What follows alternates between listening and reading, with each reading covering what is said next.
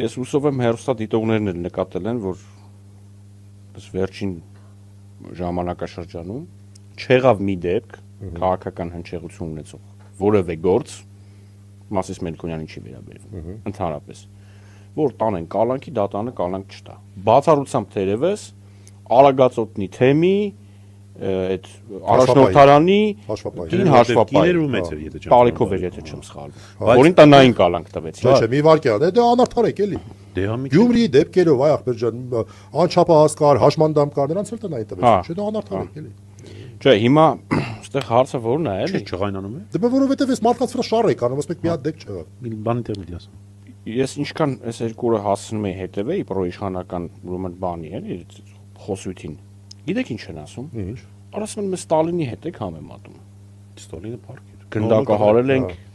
Նարեկին ու Վազգենին, ինչ են կարել։ Կալանք ենք տարել։